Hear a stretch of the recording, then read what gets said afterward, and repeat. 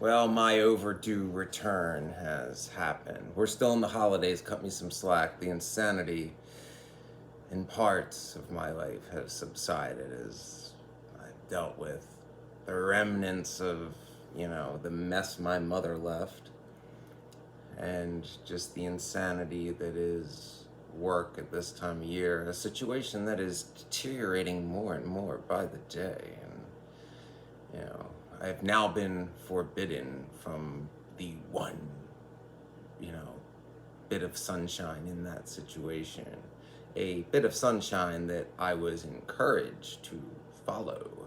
A bit of sunshine that indeed, undeniably confirmed, beckons me. But now it is forbidden because I must be locked in perpetual misery and servitude to the system, the unquestioning status quo. They couldn't have picked the worst guy to try to force that on, as if this wasn't evidence enough. But leads me, sorry, I must be cryptic in this one. Plausible deniability. Clues are in my more recent videos. What could that sunshine be? A certain type of blue flower, perhaps, and what it represents? That is yet to be known, but potentially. And funny thing about witches is, when you tell a witch they can't have something, they want it more, and the same goes for INFJs, and I just happen to be both. So, today, for this long overdue return, we're going to talk about the narcissism of cronyism and favoritism in the workplace and how to deal with that. Something I'm very familiar with. And the first thing you have to understand about this is you must, if you're on this channel, you're likely intuitive. You must trust your intuition. What you see is real. They, when you try to, at first, rationally and professionally bring it up, will vehemently deny it. And likely, you'll get some 30-second politician-esque stump speech. Pay attention to that. Why? Well, it'll be full of platitudes and meaningless. But they will defer to it every time. So every time you bring this up, legitimate concerns, hey, I'm not getting, you never gave me the required training, or, you assigned me a task I can't complete because your golden boy is, using the equipment that I need during my assigned time. So if I don't have access to the equipment that I require to complete this task during the time that you, the boss, assigned me to be on this equipment, therefore, how can you penalize me for not completing said task? Stuff like that. And then you'll get the same stump speech over and over. Then, as with most narcissism, by most I mean all, you'll move into a period of double standards. You must pay attention to them. Notice what the what would be the golden child, but we'll just say golden one in this scenario, gets away with. Take note of it. See what happens when others do the exact same thing and how the book's thrown at them. And not just you. I mean, the one bit of solace in this situation is there is very likely more than one black sheep. Although if, like me, you're an intuitive, you're likely the main black sheep solely for the reason that they know we know. They know we know. So you're a threat. Trust no one. I know INFJs, it's really hard for us. What? We do that naturally. Exactly. Listen to it. Don't let people tell you you're paranoid. Because in the narcissism of favoritism, they know what they're doing is wrong. They know that by professional standards, that you, as the black sheep, the one that they're not giving what they're required to, could raise questions they can't answer. And that terrifies them because to the people above them, they can't platitude their way out of it, particularly if you have people that will verify the veracity of your claims. I've gone over some of this before, I know, but it has to only be in one video. That scares them. So next will be slander. Ah, yes. The nitpicking and the slander. They will try to find any fault they can with you. Fault that others, they wouldn't even see as a fault. Minor stuff, but it's like, oh, wait, since when's that a big deal? Well, since you did it. Or, you know, oh, what about this rule? Oh, it's in the fine print. It's like, really, boss man, because this person did it and there was not a problem. This one, and my favorite, you yourself. And you are boss man, and it was not issue for you, but issue for me. Not that I've even done it, but that they suspect that perhaps, you know, maybe I'm in a situation that's leading into that direction, a path that they implored me to follow. Get it? Now it's forbidden. So now I must walk it. I'm a witch. What is forbidden beckons. So, things like that. They'll accuse you of things that they think, not even things that they think you did, things that they think you might do. Yeah, all based on the word of the golden boy. And the golden boy thinks here's a bit of saving grace. The golden boy, golden one, whatever, could be female, will become so entitled, so untouchable, that they will do things that no one else will get away with and think they're good. Pay attention to that. Make note of it. Let them hang themselves. Don't reveal truth until the opportune moment when it's best suited to do so. Typically when your back's up against the wall. And if you reach a point where, you know, you feel the situation's unsalvageable, don't simply walk away. Why? Because if you're in a situation like that, that's unsalvageable, you may likely find that it means nothing to you anymore. You have nothing to lose. Ah, yes, but you've been wronged. And you have truth. And that truth, even if that situation means nothing to you, may mean everything to the people that wronged you. And shouldn't they have to answer for their wrongs? Think about it. Think of all the extra stress that they put you under, unjustifiably so. Perhaps they made you doubt yourself to the point of you dealt with a bout of imposter syndrome. Not that INFJs are prone to that or anything, ENFJs either.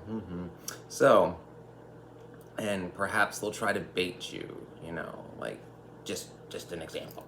Maybe, you know, say an INFJ who doesn't really care much what people think, but may have formed a sort of a connection, some kind, not saying what, with, say, an ENFJ. And, you know, ENFJs, they're awesome and all, but they're pushovers a lot of the times. And they're easy targets for narcs. Maybe that narc may try to go after that ENFJ solely to get at the INFJ and to get that reaction that they want out of them. Be aware of that. This is just, you know, a random example. I'm not speaking about anything specific. It's just an example that's in line with videos I've made for the past 2 years. Nothing that speaks to current events. So, but you get my drift through my metaphors and what I'm saying in general terms. You know, I don't like generalities, but this could be any number of situations for any number of you listening, and more people should listen. Be aware of that. Be aware of who else is being treated the same as you. Form an alliance. You have to look out for each other, because otherwise you're alone. The establishment, the bosses, and their golden ones are, you know, against you. They will, especially if you're the ones who you know, are directly being negatively affected by this favoritism, they know the potential of you being a whistleblower is high, so they have to keep you down. They have to make you sort of always feel like you're on the verge of losing your job, to make you grateful for the scraps they have. Make them grateful for what little they have. That was my poor attempt at a Maggie Thatcher impression, but that's essentially, the theory. For those of you from the UK, remember Thatcher took away like most of the social services in the UK when she took over, and people were supposed to be grateful for what little they had. The milk snatcher herself. That's what you're going to be dealing with. But you have to, you have to make sure other people see what you see. And also it's just good for your mental health to get that validation, to know that it's like, this isn't all in my head. This is exactly what's happening. And there is a waiting game involved, because, the saying preponderance of evidence comes into mind. You have to actually be able to prove things and have people who can corroborate it. But keep all that in mind. This is all dealing with this very specific, type of narcissism at work that many of us have endured. Perhaps some of us more than once. That elusive fair shot. Nearly as elusive as a blue rose. Apparently I can't have either. One was just flat out denied. Apparently the other one's forbidden.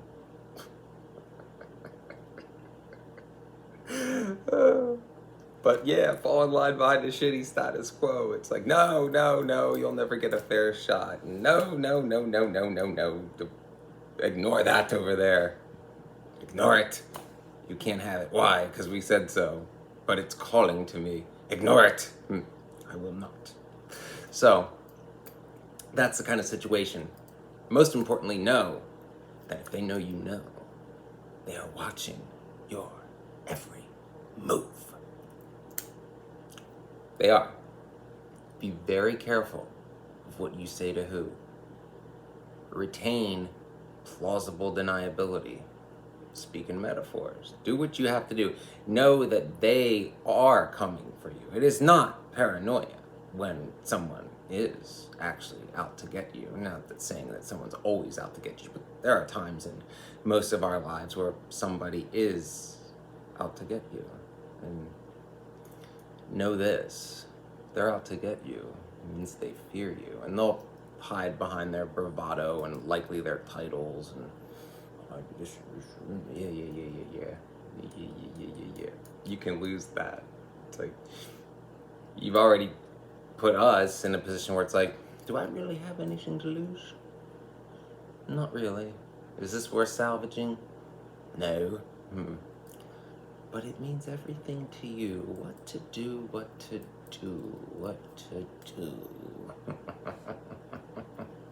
So that, in this situation, is my advice. Take your time, be calculating, trust your intuition, especially on who you can and can't trust. Be advised that people you cannot trust are going to try to get information out of you. Give them nothing. Do not fall for their false empathy. And simply, when the time is right, tell the truth and let the chips fall where they may. And a small caveat, because I didn't go on a tangent yet. No work situation, unless of course it is your dream job of which you get a sense of purpose and you're making a decent living and it is wrapped up in, your identity's wrapped up in it. As you all know, for me, I have been blacklisted from that for a few years for speaking the truth, and that cannot be undone. I've tried. But if that is not your situation, then as most of you it isn't. It's very rare that one gets to obtain that chance, even rarer if you get a fair chance. But that aside, if you're in any situation where any work situation is telling you things like you must ignore abuses based on who's doing the abuse, or crimes based on who's doing it, or if they're telling you who you can associate with when you're off the clock and off the property, yeah, it's time to leave, because that's more totalitarian than the USSR. That's wrong. That's not worth salvaging. That is a system that you should not fall in line behind, because it'll only deteriorate further.